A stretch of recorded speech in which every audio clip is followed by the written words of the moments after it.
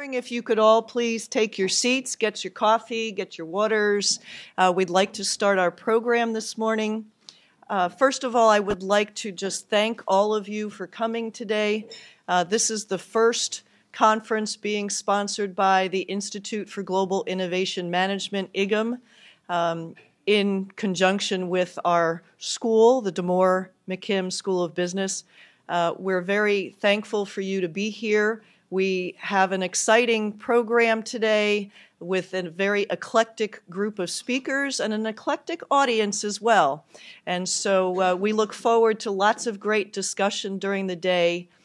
And before we really get started with our keynote, I would like to introduce our Senior Associate Dean of the DeMoore McKim School of Business and Dean of Faculty, Margie Platt. Thank you, Gloria.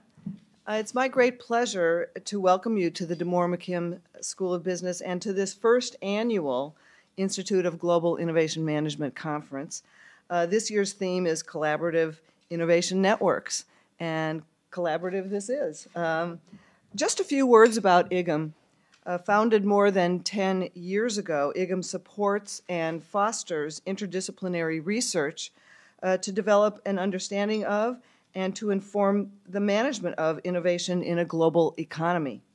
To advance their mission, IGIM supports a case study series to educate students and facilitates research, which is disseminated to academics and practitioner communities via journal articles, books, and executive education. Examples of current research funded by IGIM include the use of social networking tools in new product development, the use of IT in facilitating collaboration among healthcare teams, the role of firm social networks on sustainability in innovation strategies. The directors of IGIM are embracing Northeastern's strategic initiatives to promote cross-disciplinary work, as two of these three funded projects focus specifically on two university strategic themes of healthcare and sustainability. So that is, IGIM embodies the vision of the senior leadership at the university. From the president on down, we embrace interdisciplinary collaborative work because the solution to many interesting problems is at the intersection of disciplines, and we have to work together. While IGIM has been part of DeMoore McKim for more than a decade, we're now working to move to the next level. IGIM is interested in creating working relationships with corporate partners and with universities, with special attention to international universities to advance their global mission. And as I said at the beginning, this is the first annual conference, meaning that IGIM plans to convene academics and people from industry every year to confer on timely, relevant issues pertaining to global innovation management.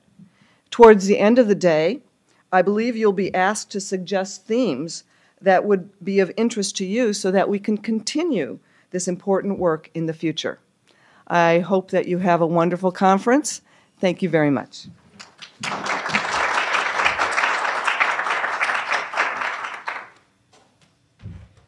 Actually, in regard to the survey, we are going to be sending you a survey. The labels that you have for your badges, it's by a company called Attendware, and it's actually our students or graduates of Northeastern that have created this business. And through their software, we are able to then send you surveys. So you can expect something not today, but certainly within the next day or so. And we hope that you will fill it out and give us ideas for what you'd like to see next year. And we would really greatly appreciate that. So before we get started, a couple of logistic items. Hopefully you're not going to be checking your phones during the whole conference, but in case you do, there is Wi-Fi available, and it should be, and you wave guests that you should be able to access.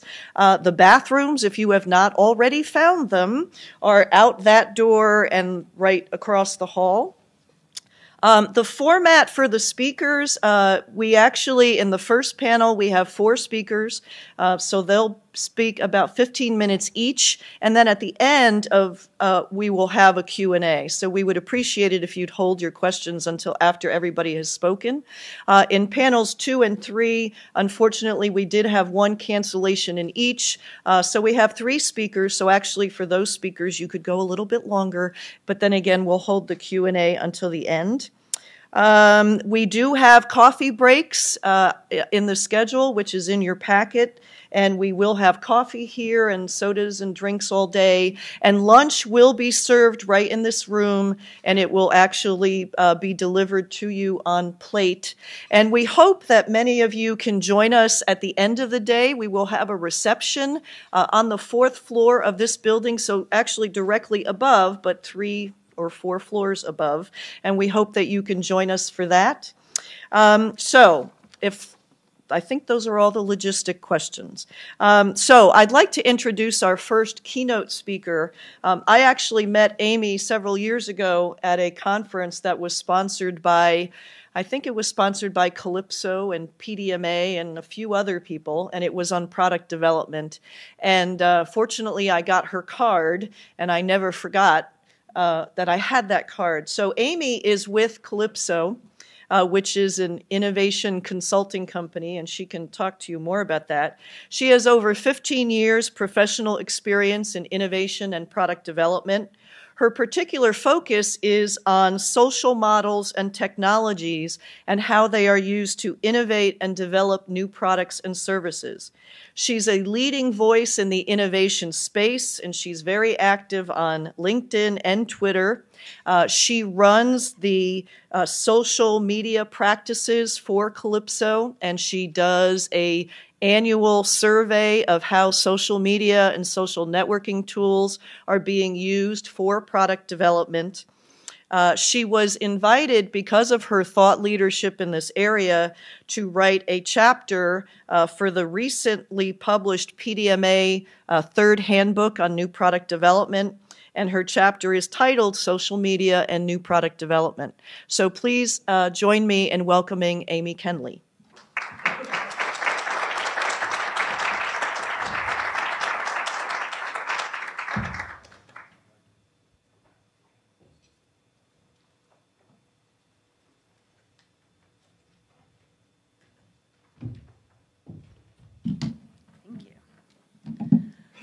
Well, it sounds so important when you hear yourself introduced like that.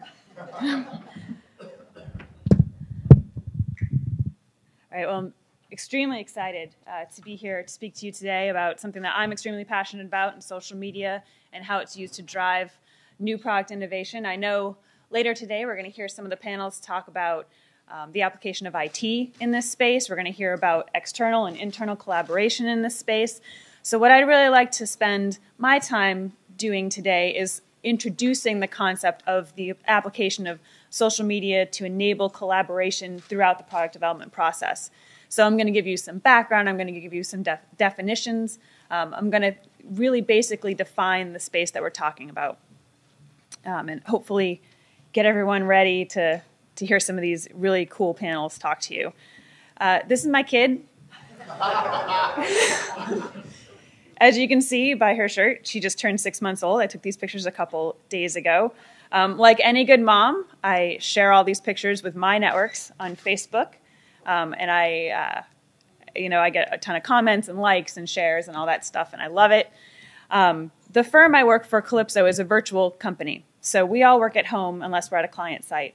We're not together very often, so it's not like I'm going to the office and seeing these people all the time. I was together with them for a meeting a couple of weeks ago, and I had someone who I haven't seen in more than a year lean over and say, "Your baby is so cute. I'm enjoying so much watching her grow up on Facebook." And it kind of strikes you, this is the new way that we are sharing and collaborating. Facebook is just one example of a social network that we use in our personal lives. But this is the way that people are expecting to work together and share information and collaborate. It's so easy, it's so accessible. And it only makes sense that we're going to start to move some of those concepts into what we do in business, what we do in product development, what we do in innovation. It's the way people want to work together. It's the way they want to communicate and collaborate. And it only makes sense to see things moving that way. Because after all, product development, innovation, these are processes that are inherently social. We do them together. So enough of my kid, even though she is cute. So if you want to see those again, I'm more than happy to share. I have a ton more. I'll tell you just a little bit about the firm I work for. Kalypso is a global consulting firm. We are exclusively focused on innovation processes, product development processes, and product lifecycle management, or PLM.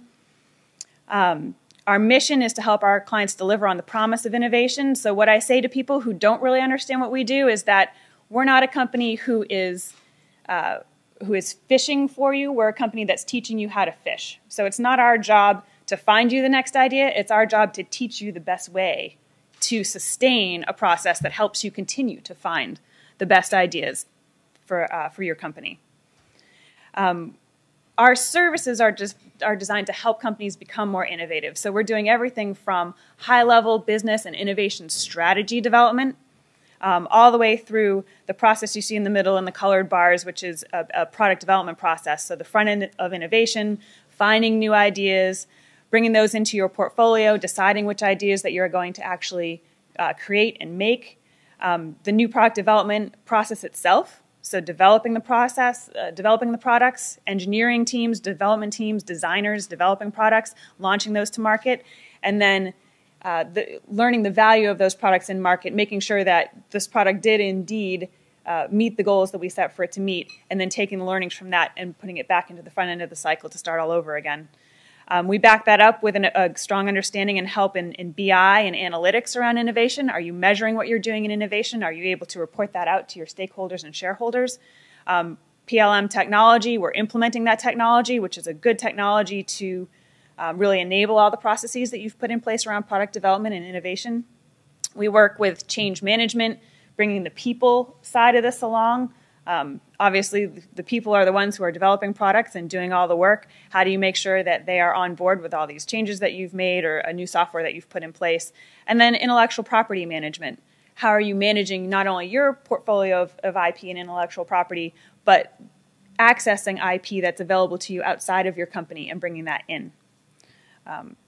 So I want to start talking about my topic with a few definitions. And you'll probably hear a lot of these things as we go through the day today. And these are by no means set definitions. These are sort of my working definitions. I'm open to discussion on it, certainly, and I'm sure some of the panelists will have other ideas of what these really mean. And inherently, a lot of these overlap, and I think that's natural, as this is a space that's sort of defining and finding itself still. So the way I see some of these things, anyway, crowdsourcing, the practice of outsourcing tasks to a large group of people through an open call. So this would be the most global, broad way to either put out a challenge, ask a question, gather ideas from people who might eventually be a consumer of your product or service.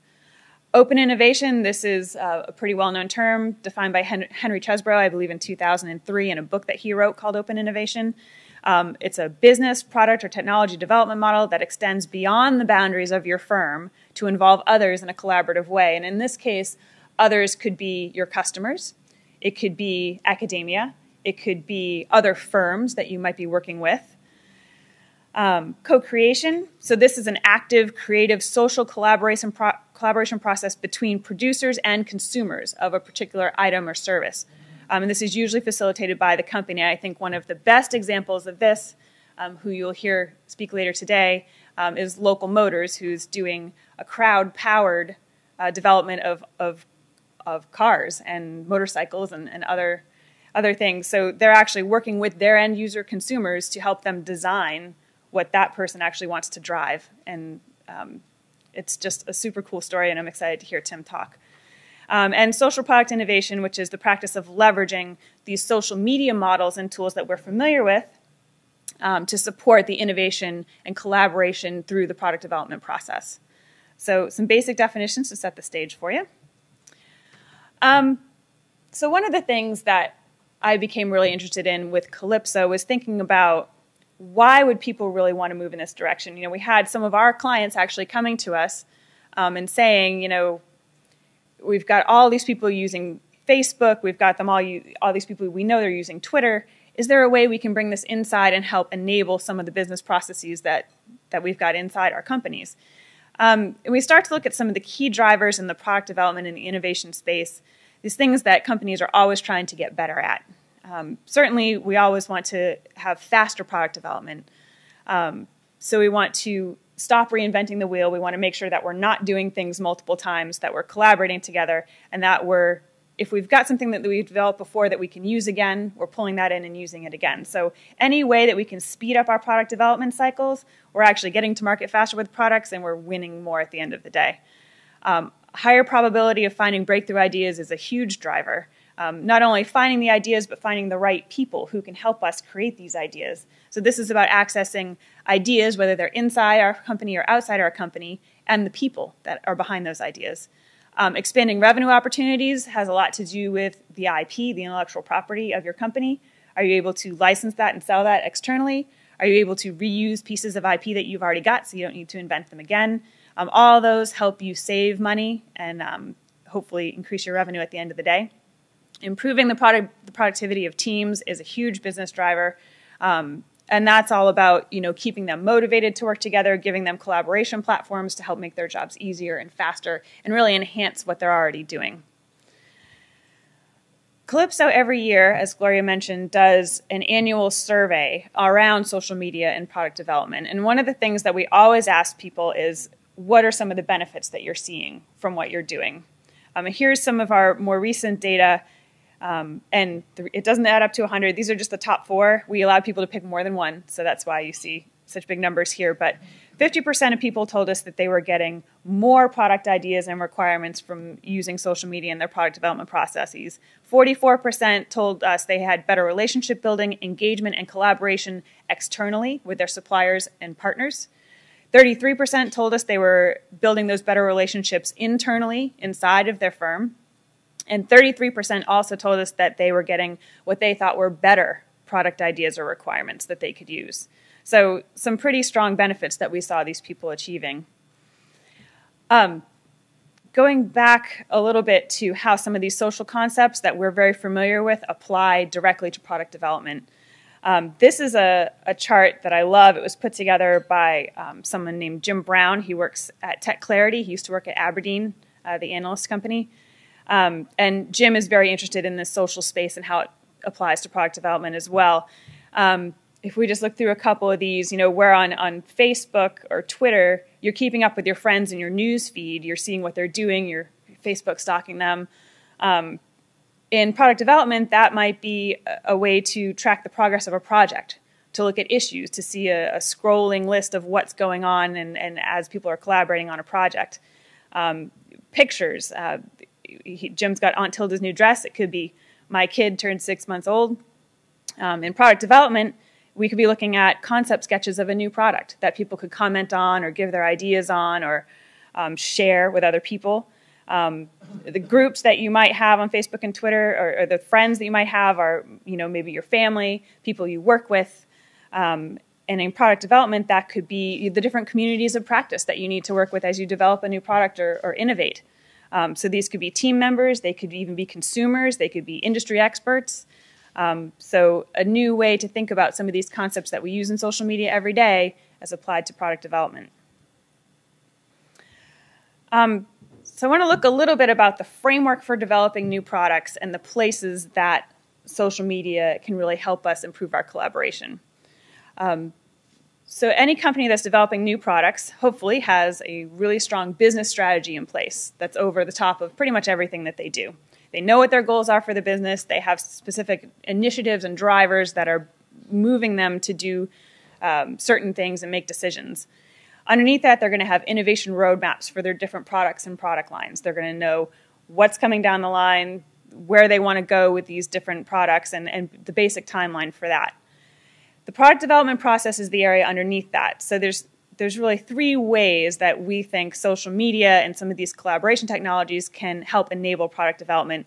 And those are in the front end of innovation with your idea generation, gathering a lot of new ideas. This could be crowdsourcing. This could be voice of customer platforms. This could be custom portals and communities of practice that you've built. In the product development, in the internal product development process itself, there's a lot of applications for this idea, everything from idea management in terms of analyzing the ideas that have come in from the front end, deciding which ones are going to be elevated to your portfolio of products and that you're actually going to pursue and add to your portfolio, identifying experts both inside and outside of your company to work with on this stuff, and actually enabling the product development process itself. So the engineers and the designers, what can you give them as a social tool to help them actually communicate better, collaborate better? And then there's an in-market piece of this as well, where social really applies in terms of gathering sentiment analysis from the products that you have in market, making sure that those products are doing what you thought they were going to do, and then feeding that information back into the front end of innovation so you can start all over again with some new ideas. If you look at some of the specific social processes that support the innovation engine, in the front end of innovation, you're really looking at idea generation, again, your voice of customer platforms, crowdsourcing, those kinds of things. For portfolio and pipeline management, which is a more internal process usually of deciding which of these ideas we're going to use and move forward with, there's a whole space that social and collaboration technologies can be used to help enable those internal discussions about which products we should actually move forward with. And then helping to promote those into the portfolio management tools that the company might be using, a software tool. There's a space around vetting ideas. People can vote on different ideas. They can share information. They can share their opinions. And that helps you decide which ideas are going to rise to the top. Social product development around your new product development and execution. So sitting on top of the tools that the engineers are already using today, helping them do their jobs faster and easier.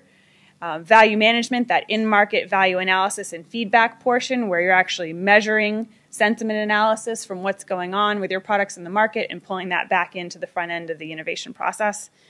For PLM technology, there are certainly some social product development tools that will sit on top of these PLM technology platforms, which are big, robust, powerful platforms that people are using.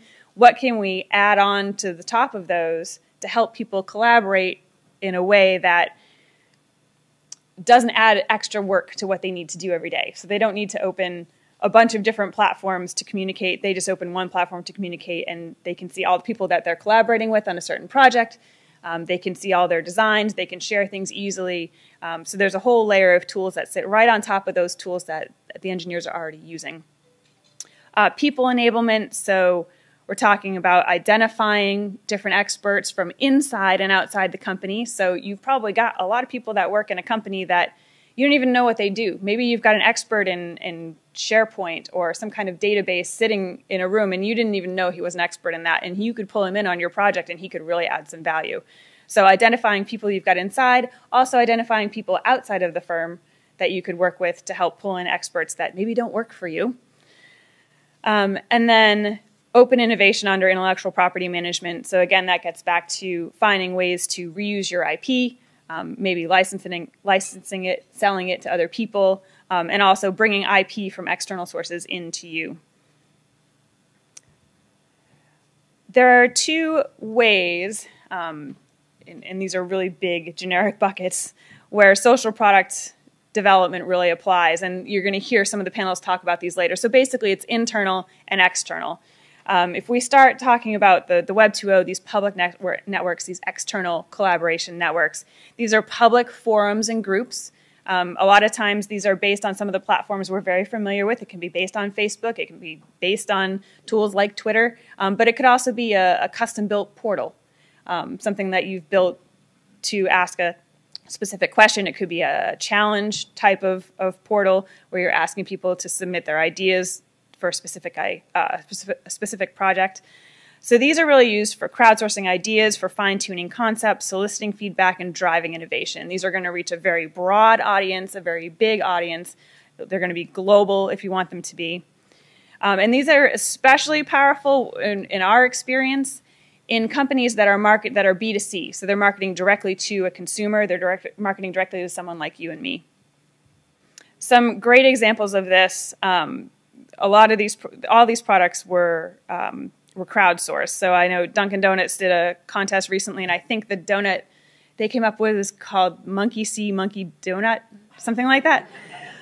I don't know, I haven't tried it, but I'm sure it has banana in it, so it sounds good to me. Ben & Jerry's did a Dolce Delish ice cream, which was crowdsourced. These bagelfuls from Kraft, where they put the cream cheese inside the bagel, which seems really smart to me. I really like that idea, and I've got to try those. Lego's Mindstorms, those are these cool little programmable robots that you can use, and that was a crowdsourced idea from Lego lovers everywhere. Oral-B, Pulsonic, that's a Procter & Gamble product that came from their Connect and Develop platform. And Febreze candles, they crowdsourced a whole bunch of scents. They crowdsourced some ideas to make those candles better and based on what the consumer was actually looking for. This is a specific example of Procter & Gamble's Connect and Develop site. This site has been around. They were one of the pioneers in this open innovation crowdsourcing concept. This site has been it's close to 12 years, I believe, that Connect and Develop has been around. Anyone can go on and submit an idea to this, and they also work with innovation partners around the world.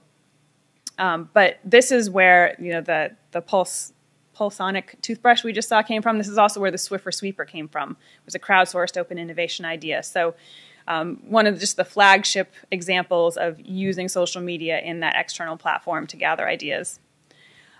Here's an example of a company using Facebook to do this. So Domino's has a Facebook site called Think Oven, where they actually access their fan base and ask them to help them do a whole bunch of things, everything from designing Domino's new uniforms to coming up with some new product ideas. And this one's a pizza delivery locator light, which I guess helps them find you. They deliver my pizza here. But it was a good way for them to access their fan base and involve their fan base in what they were doing. And if you've got a site on Facebook and you've got all these fans who are interested in your product, why not try to use them for some product development processes? And then I got to bring up Local Motors again because I love them. They have a great site. Their Forge site is their open innovation collaboration platform site where you can actually go on and submit an idea for one of their cars, or you can check out some of the challenges that they have going on for specific cars. And I actually think you're doing something with Domino's too in terms of developing a new delivery vehicle. So Domino's seems to be at the forefront of a lot of this stuff. They also have a very cool microfactory, which is in Chandler, Arizona, and I've been there. And it's just a fantastic place. And I think there's a plan to develop more microfactories around the country, and it's just a really cool place to go. But they actually take those ideas that people have submitted and they build the car or the motorcycle, and it's sitting there in front of you, and it is just the coolest thing. So I'm very excited to hear Tim talk.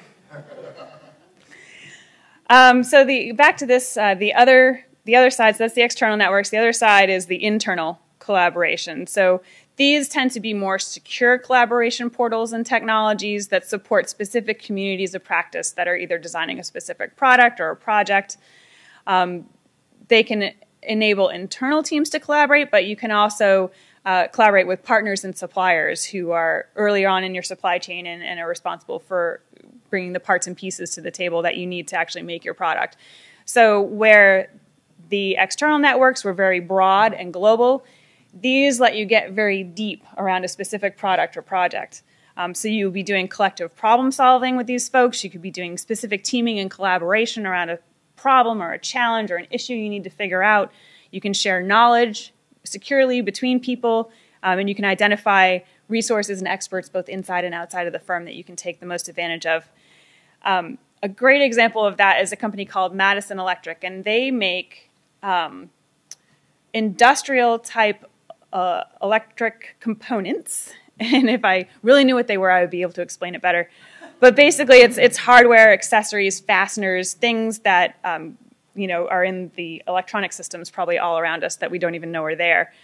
They sell and install all of these components through a community of contractors.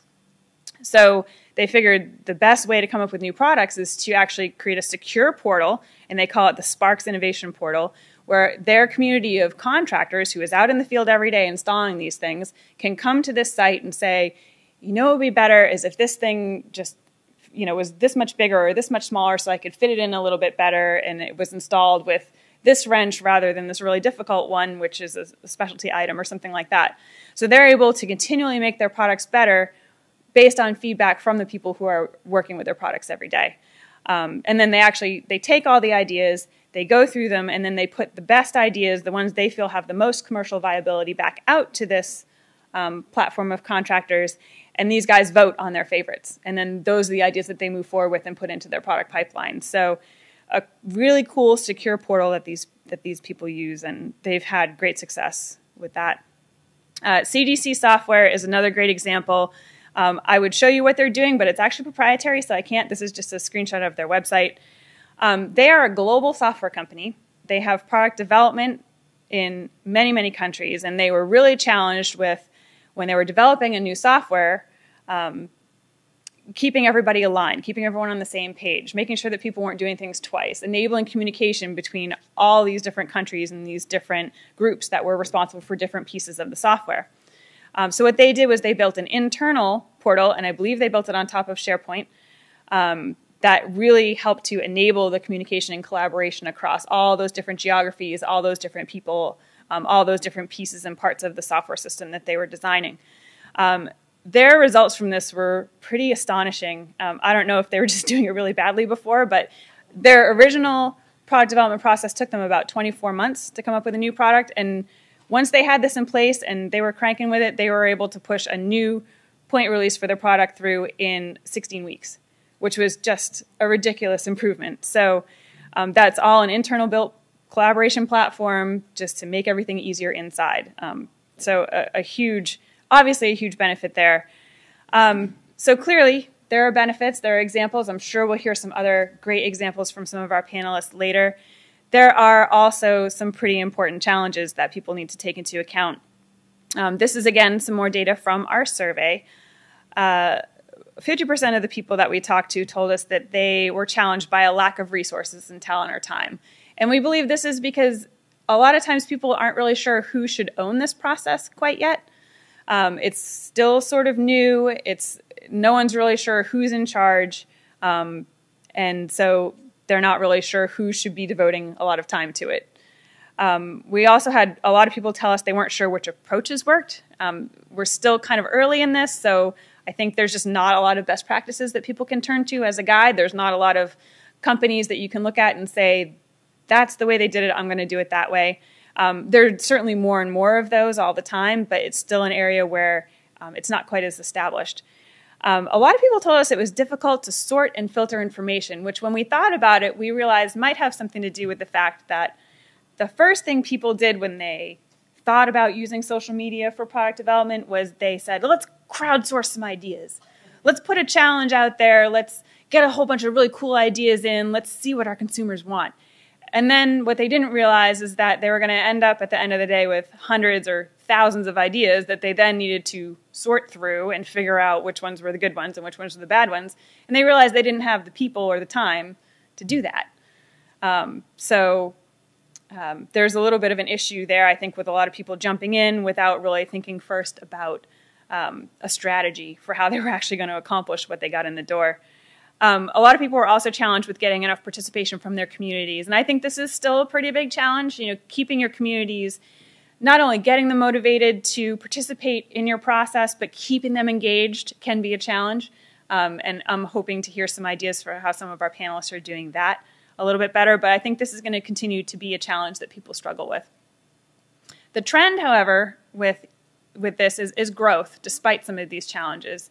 Our last survey told us that I think a combination of about 94% of our respondents that were using social media and social technologies and models to enable their product development and innovation processes were planning to either increase significantly or increase somewhat their use of this tool or these tools. 6% said it would stay about the same, and nobody told us that they were going to decrease what they were doing in that area. So I thought that was pretty telling. What we did see, and these are in a couple of our earlier surveys, and the data continues to be more like it was in 2011.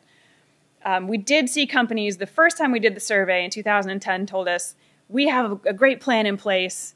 We're ready to go. This is something that we're ready to do. And then when we talked to them again in 2011, they said, we don't have a plan, we're developing one. So we think that what really happened here is people took a step back. They realized that maybe they jumped the gun a little bit. Maybe they tried a crowdsourcing thing and got those thousands of ideas and went, and realized that they needed a plan in place to actually deal with some of this. And this is the way we continue to see this going. We see a lot of people still in the planning phases. We see a lot of people still investigating and trying to figure out the best way for this to work for them. So I'm going to wrap up with just a series of recommendations around what we think companies could be doing a little bit better to make this process a little bit easier.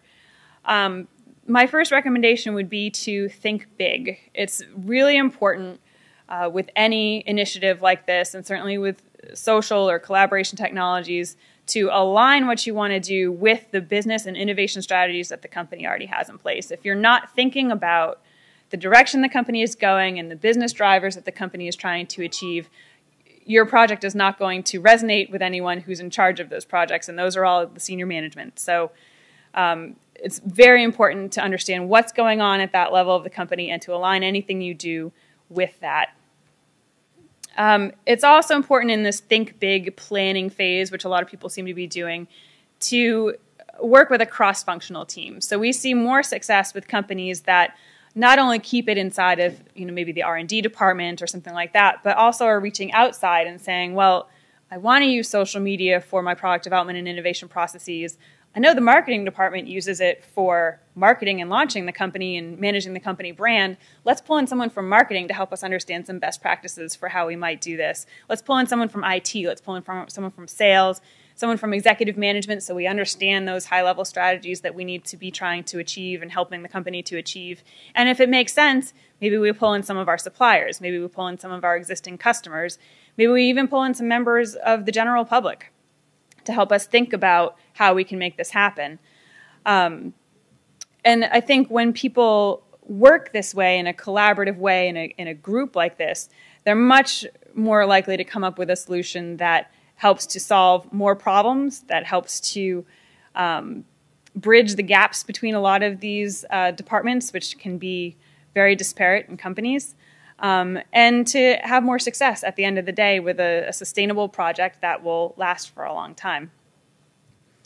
My second recommendation would be to start small. Just because you've thought about this great big plan and this strategy that's going to support all these business processes that the CEO says are really important, doesn't mean that you should try to boil the ocean all at once. It's a good idea to think about some low-hanging fruit, some areas where you could implement some kind of social collaboration technology that could really have a high impact that you can then report back to everybody, show a success, and then move on and grow your project. So whether it's a crowdsourcing project or some knowledge sharing, or maybe you need to identify resources better within your company and externally, finding that one starting point while you keep your big strategy in mind is the way to go, just to be sure that everything stays aligned and that you're not trying to do everything all at once. And then finally, building on success. The key to a sustainable strategy is really to identify those key areas that have the highest return on investment, to keep the discussion open and flexible as you work to connect those results back to your business and innovation goals. And then just to remember that anything like this that's a change for people is a journey. So you're going to go through this cycle multiple times. You're going to need to make it better as you go. And that is all the information that I have to share with you. So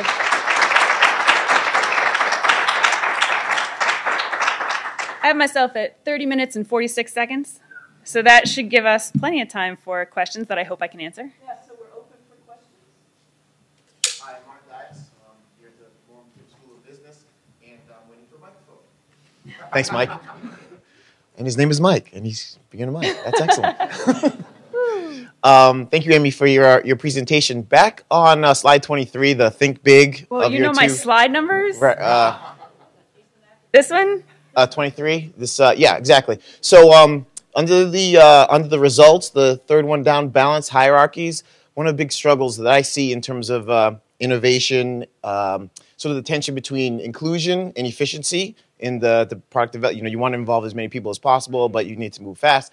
Right. So balanced hierarchies, was there some measurement, or how do you observe a balanced hierarchy? Great question.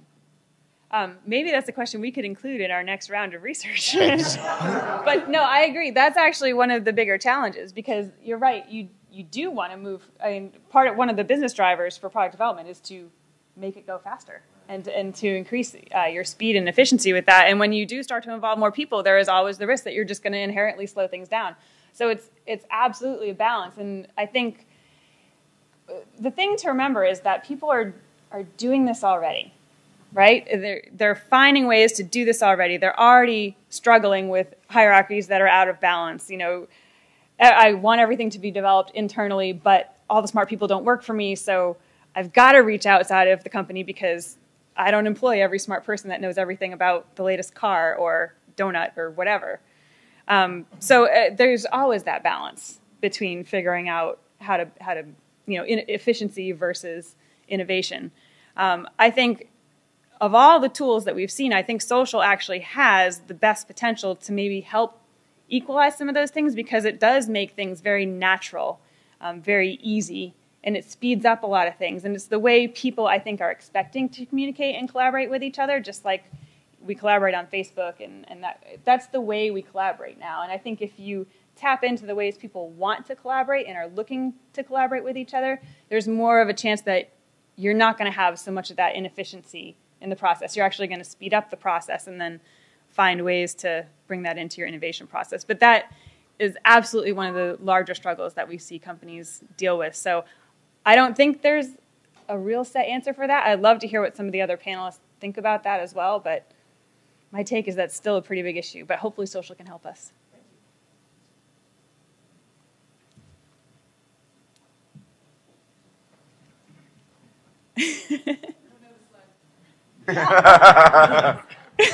Hi, my name's Anne McDonald. I'm here in the Department of Art and Design, and I have a question about responding versus just ideation in general. So do you see, or maybe it's in your diagrams, this idea of rapid prototyping or iteration and having people respond to things rather than dream things up?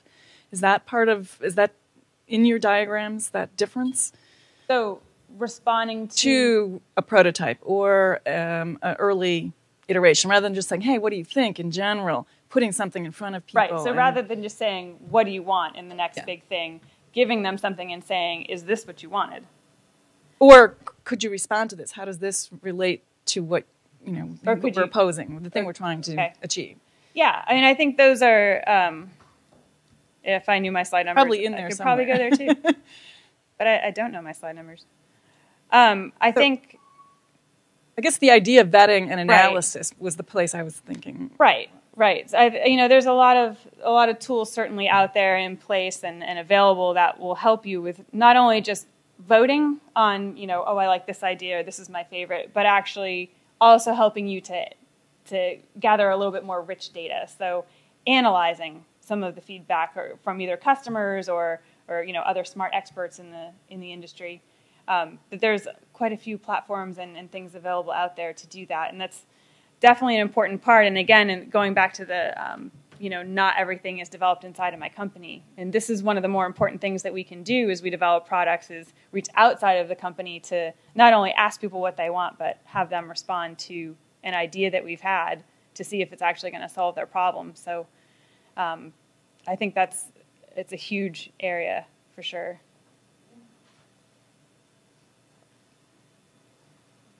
Hi, Rick Smyers from Fidelity.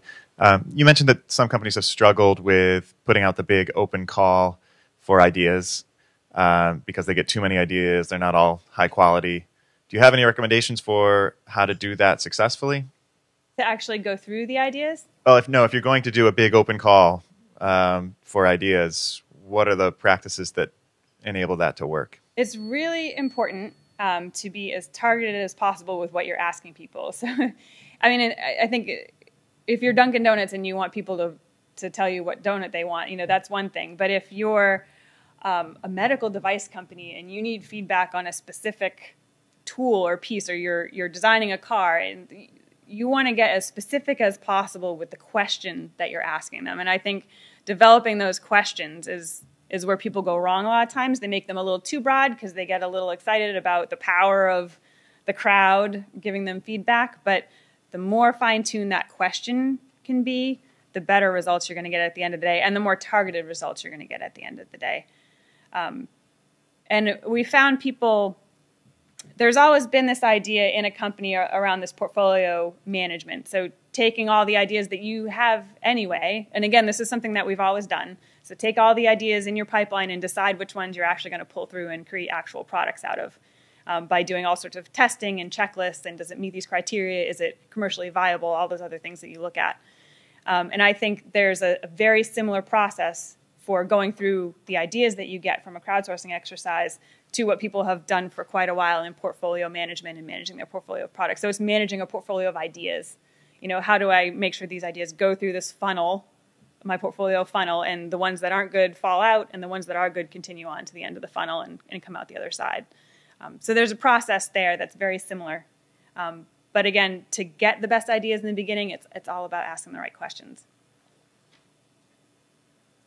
Hi, I'm Susan Barbieri Montgomery, and I'm with both the business and the law school here at the university. So I have a question for you, and I don't know if this is something you've covered in your surveys in the past or not, but whether you've identified any particular points of resistance or friction. You know, when you showed us that people initially said, oh yeah, we have a plan and we're going forward, and then they say, oh, well, now we're planning, it implies that it didn't work out, or someone didn't think they had a good enough plan, or there's some other internal assessment. And so I was wondering if you have learned of any. And I do have a particular possibility in mind. I noticed that when you identified the multidisciplinary team, which had a lot of presence, a lot of different functions, Gloria's laughing. She knows where I'm going. I think a few other people did too. There was nobody there representing intellectual property or any other legal function.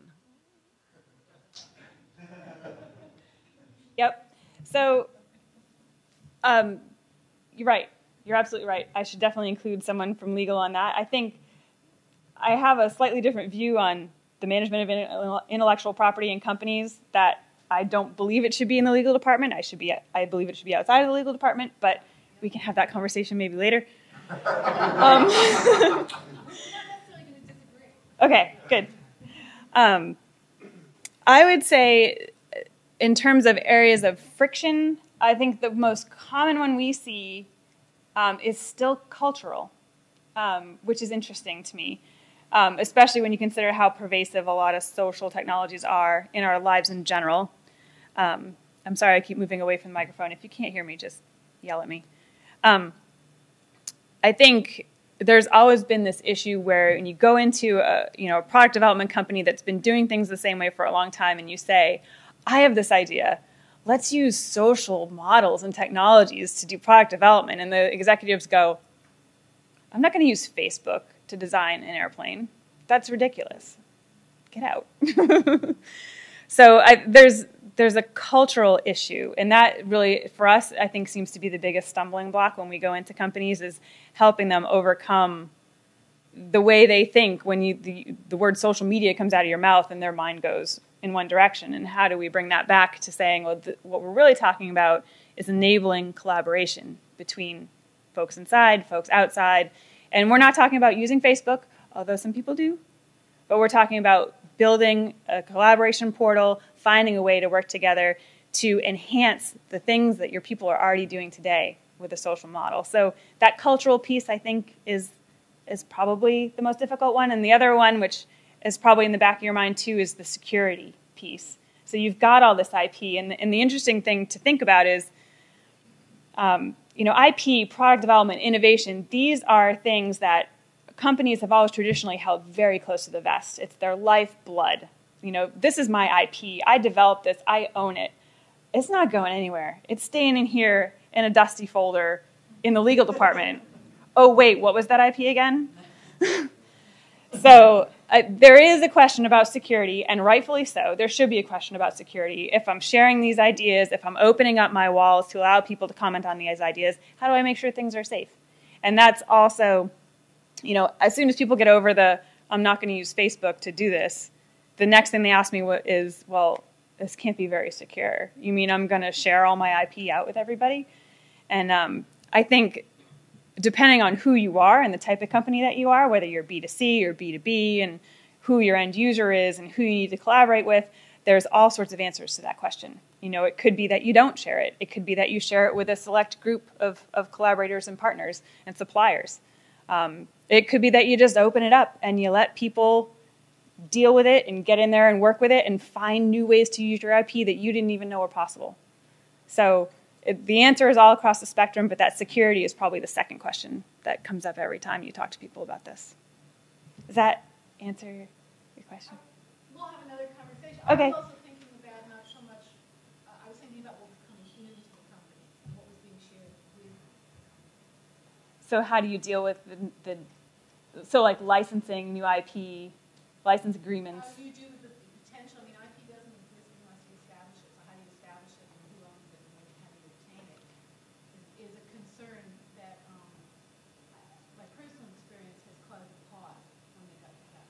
Sure. Yep, and I think people are still pausing there. Absolutely. I wish I had an answer. Experience in the entertainment industry, for example, where as soon as you have a hit show, getting sued by someone saying, I wrote in the idea. Yeah, that was my idea. Right. Right. When does it become your property to do with as you wish? And we see companies dealing with that in a lot of different ways.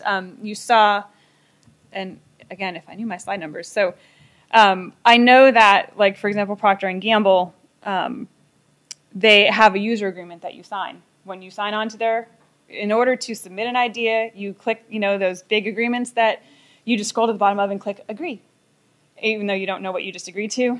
In there, it says, if you put something in here, we own it. So I think that's the way a lot of companies are dealing with this. So it's probably all across the board there too, though, depending on how you're getting your ideas. I'm Jean Lefebvre. Related to the question of my neighbor on collecting ideas, there is an old argument in the literature in product development that says customers are unable to say what they need. And some people say, no, they're quite able to say what they need. And then Ulrich Astragen comes in and defines a customer need as a poor solution to an existing frequent and dire problem, or no solution for existing dire problem. So in your experience of collecting ideas from the customers, are they better at identifying, and therefore would it be better to ask them for problems they face rather than imagining extraordinary solutions? Right. That's a great point. I think there was, what is it? Didn't Henry Ford say, if you asked people what they wanted, they would ask me for a faster horse? They wouldn't ask me for a car? So, I mean, that's the problem is, you know, do my customers really know what they want? And I think that product development as a process needs to include, and it is all about asking that right question, and it is maybe about asking them what their problem is more than what they think a solution is, or maybe taking an idea for a solution, like you said, and asking them for feedback on that solution rather than just throwing it out there and who knows what you're going to get back. But I think there's always a balance between what you're going to ask your customers and your end users to give you and what you're still going to develop yourself, or what you're still going to work with a community of practice of experts and people who really understand your field. So I think there's a blend that needs to happen. And again, depending on what kind of company you are and how open you are to collaboration and who your end user customer is, maybe it's a scenario where your community of practice, your experts, are coming up with some ideas, they're coming up with some questions or some challenges, or and then posing those after you've gotten to a certain level in product development, after you've gotten to a certain level in ideation. Maybe then you're posing those ideas out to your customers and saying, you know, can you give us some feedback on these specific ideas? Which one do you think would work better for you? Do you have any enhancements or ideas or something like that? So I think the way a lot of companies are handling that issue is just by keeping that larger mix in mind. That's the way we've seen them handle it in the past.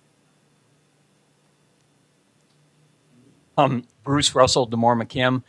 Do you see signs of a bottom-up revolution, young people just taking the tool into work and starting to use it, with Facebook or whatever on collaboration? I think back to the PC, which was resisted, the same cultural resistance, and 30 years ago people just started bringing PCs to work, had a PC at home, and so it seems it's just generational. Do you see evidence of that? The young people just hey, let's collaborate. Absolutely. I think that's one of the huge drivers. I mean, people that come into businesses today, this is how they collaborate in their daily lives, and they're expecting to get to the office and collaborate in the same way, and they get there, and those systems are not in place. And surely the answer to the more senior management is the horse has already left the barn. Right.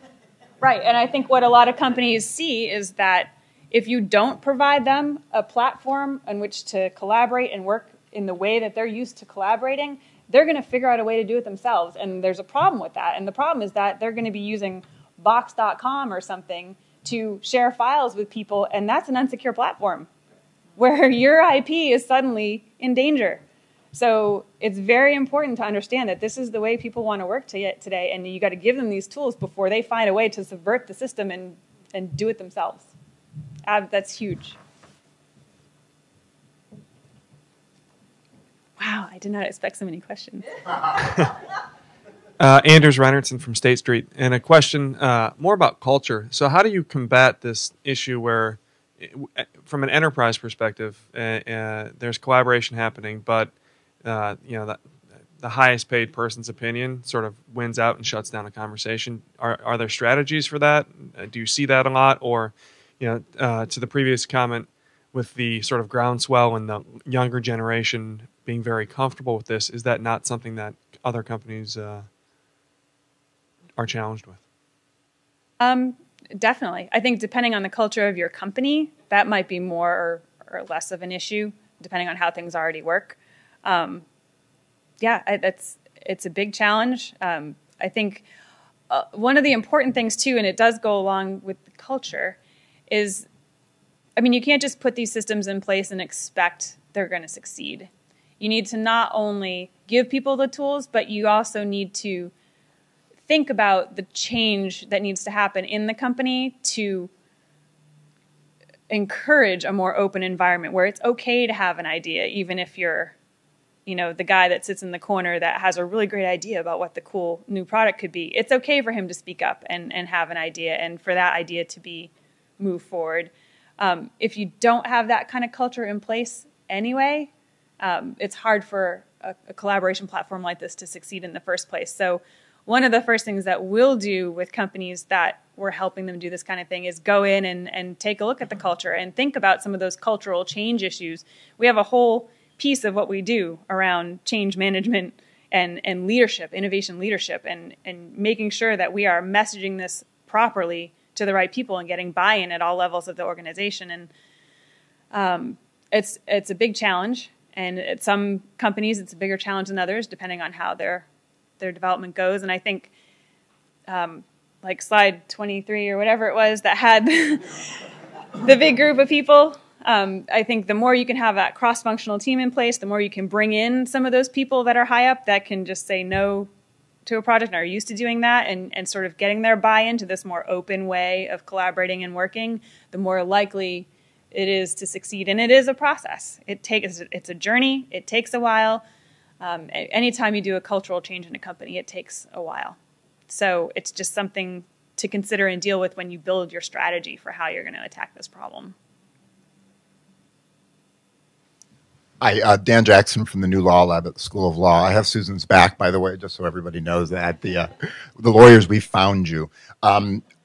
There's a follow-up sort of to exactly what you were speaking, but also for the question that was posed earlier from the man from Fidelity. For those of us who are expect to encounter a fair amount of resistance from the decision makers in traditionally conservative industries like law to leveraging social media from like LinkedIn or Facebook, any anecdotes or suggestions or talking points that could be used to demonstrate at the outset the benefit of using those social media platform, and also any observations on, for those of us who really don't want to have to build our own network, like the electricians industry, but who want to leverage Facebook or LinkedIn. Any observations on the risks and benefits of doing so?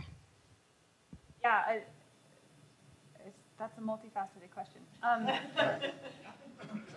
It's okay. So, I mean, clearly there's... Sorry. I don't like microphones. I'd prefer to just project. Clearly there are differences in how you would approach this, depending on what your industry is. I think as far as specific anecdotes, especially when you're in an industry that is a little tough. I'm just trying to think. We haven't worked with anyone sort of in the law area, but I think one of the more interesting projects we did was around. It was a medical device company who had, very specific products that had a lot of IP involved, that were very, a lot of stuff they had developed internally themselves that they were hesitant to share. And I think the success with them came more from understanding who their networks were that they needed to collaborate with. They thought about, let's crowdsource this, let's go out to our customers and see what they want, but it wasn't really something that their customers at that point could help them with. It was more that they needed to figure out that their community that they needed to access was these other experts from around the industry, or people that had retired a few years ago and were looking for something to do a few hours a week and wanted to contribute.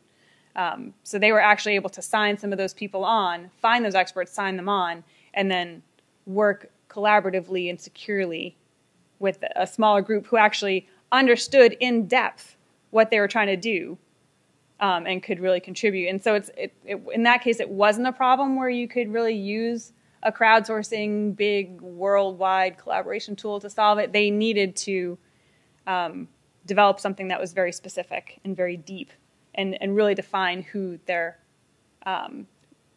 collaboration network was, who their community of practice was. And that was how they succeeded, was understanding who that was. In terms of, was the second part best practices for like a Facebook and a big Risk benefit of doing a Facebook versus building your own? I think your point on precision is key. Yeah. That sort of really almost answers the question. Right. Where to go. Right. Because if you're going to go to that big group of people, then a tool like Facebook might work. It worked for Domino's. It worked for Dunkin' Donuts.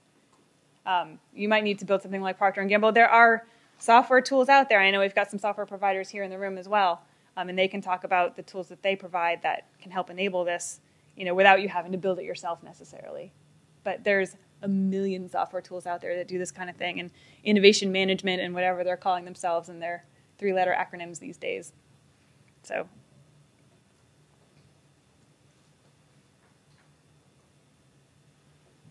Bill Kelleher, one of the questions you talked in your presentation about the thinking big and then moving small. If you're a new company that's trying to start using these tools, if you're not a Procter & Gamble, you're not going to create your own software to be able to do this, and you want the flexibility to be able to try some things without actually committing to the long term, because you need the cycles of learning or experience to go forward. So are there some best practices out there if you're interested in starting a collaboration? You don't want to create a large platform, but you need to have some level of security on your intellectual property. How do you begin this process? It looked like when you saw a few years ago everybody had a plan to suddenly they were developing a plan. It sounds like you're moving to the you need to, as you start into this process, you need to get some learning before you can really say, I need to commit to one direction or another. So what are the best practices when you're just starting the process to choose a bite-sized piece that is the most practical to go forward when you don't know where you're headed? Right. One of the more important things, too, that I thought about while you were talking is failure is imminent. I mean, not all of this stuff is going to succeed out of the gate, and you're going to have to deal with some of these initiatives that don't have the results that you hoped that they were going to have. So when you are a small company and you're not a Procter & Gamble, so you can't maybe afford to fail quite as much, or you're just starting out with this, I think best practices, again, Tim from Local Motors could probably tell you a little bit about what his company has done to do this too, but it's all about finding the area where you could have the most impact. So, if your problem is that you don't have enough ideas coming into your pipeline, then starting with a crowdsourcing type of initiative might be the way to go. If your problem is that you've got specific issues and not all the smart people in your industry work for you, but you know where they are and you want to collaborate with them, then setting up some kind of portal to work with those people is the place to start. So it sort of depends where your biggest pains are in product development and what you're trying to achieve. I know that all my answers seem like I'm saying it depends, but it does. It's right. That's my job. It depends. But it's true. Finding one of these areas that is your biggest pain point is probably the best place to start and try things. And it goes back to also building that culture, to having that idea in place of, we're going to try a few things here. We're going to see if we can use Facebook and to do a little bit of crowdsourcing with the crowd. And at the same time, maybe we'll try like a co-creation platform where we can keep it a little bit more secure and go a little deeper on some specific questions or products or projects that we've got in the pipeline. So we're going to do maybe a little bit of both and try to blend those. So we're getting our big picture, big going out to the world, big breadth, and then we're getting our deep dives into some specific products. And maybe we're going to try to blend those two things at the same time and see, where the big benefit comes from. That's one of those questions that really is very specific to the company or the industry that's trying to attack it. I just would love to hear what Tim has to say about best practices, because it's a great example of a small company that has started and dealt with a lot of these collaborative issues and really made something work for them and had the flexibility and the ability to try a lot of different things. And just because you're not a Procter & Gamble and you don't have $1 billion to throw at this problem doesn't mean that you can't achieve it. And I think that that's one of the other important things about this, is that it's not something that's going to cost you $1 million to do. You can do this pretty inexpensively, and you can find ways to get at this information without, having a huge expense line item attached to what you need to do. Show a pretty quick win, and then get some more buy-in, and then slowly grow and expand your process as you go. Roll it out to more areas. On the last. So one quick question is, do you have any insight or data on, this is from a design and engineering perspective, of the designers, of engineers, of how they feel about this? And I'll give an example. Let's say Ford Powertrain, the guys that design the engines. They're extremely passionate about what they do. They have years of expertise. Not only do they love what they do, and on the weekends they race cars. Right. These guys would be insulted to open up, to have outside people reign in on their territory, because they love it. And I'm just curious if you have found that in industry and see these people that are so passionate about what they do, and now I've got to have guys from the outside, now give me insight. Right. And again, it's another one of those, right, and you've got this guy who's been doing this his whole life. He really is an expert. And now you're saying, we want to bring in these other ideas from outside and let you work with these. And then he goes, yeah, that's definitely a challenge. Something we did find at one client that I thought was interesting, though, because we do see that a lot. But we actually found a group of people in a product development role.